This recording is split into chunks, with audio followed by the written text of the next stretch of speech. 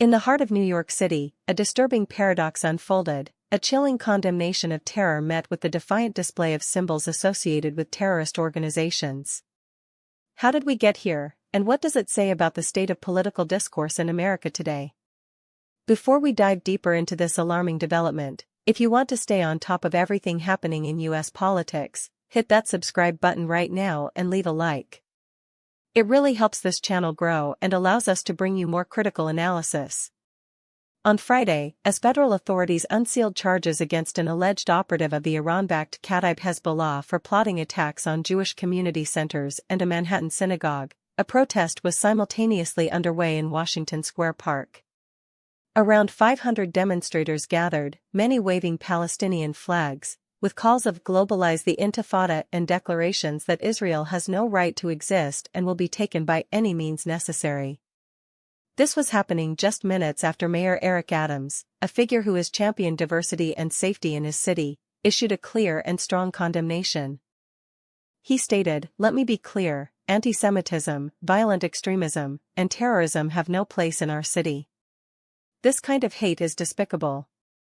Yet, mere moments later, a starkly different and deeply concerning scene emerged.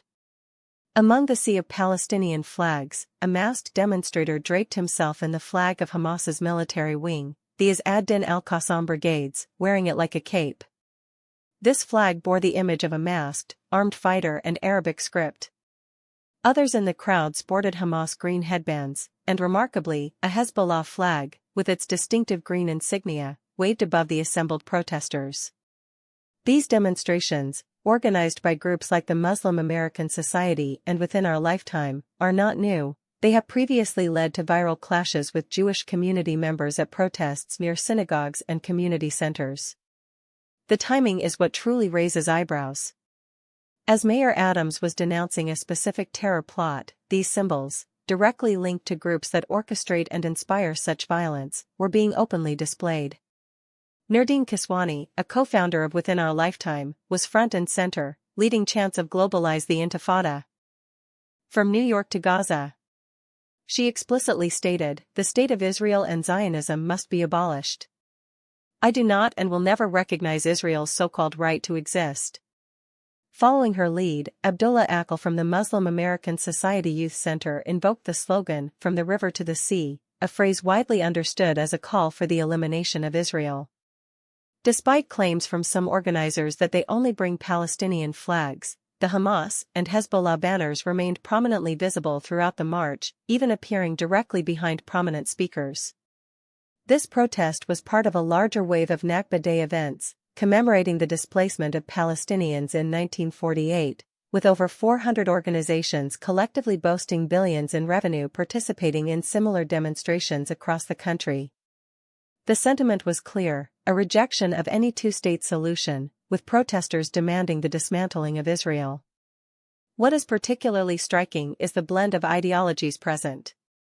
Alongside those advocating for Palestinian liberation, we saw activists from Islamist and communist groups, including the Freedom Road Socialist Organization and the Workers' World Party. Even some Orthodox Jewish demonstrators participated, holding signs that read, "Judaism condemns the state of Israel and Torah demands all Palestine," with one rabbi suggesting Hamas isn't a terrorist group but is just fighting for the land. This complex mix of political and religious grievances, amplified by well-funded organizations, creates a potent and often contradictory coalition. The sophisticated nature of these protests is also noteworthy. They resemble carefully staged political productions with professionally printed signs, coordinated marshals, and legal observers from the ACLU. Activists used social media aesthetics, designer-inspired clothing, and even designer-parody shirts to project a particular image. The route itself appeared strategically chosen for maximum visibility and impact, transforming intersections into temporary stages for chants and political theater. Journalist intimidation was also evident, with some protesters attempting to block cameras and disrupt filming. This event raises critical questions about the boundaries of free speech, the potential for protest to morph into incitement, and the effectiveness of our security measures when symbols of terror are so brazenly displayed on American soil. The normalization of such imagery, especially in the wake of credible terror threats, presents a profound challenge to public safety and the ongoing struggle against anti-Semitism and radical extremism. The deliberate fusion of protest with militant symbolism, supported by significant financial backing and organized through a sophisticated network, demands our urgent attention. This isn't just about a protest, it's about a movement and the potent ideologies that fuel it. So, what do you think about this confluence of events? Should symbols of designated terrorist organizations be allowed at public protests, even when condemning terror plots? Drop your opinion in the comments below. I read every single one. The narrative of protest and political action in America is constantly evolving, and understanding these developments is crucial to navigating the complex landscape of our nation's future. We will continue to monitor and report on these critical issues.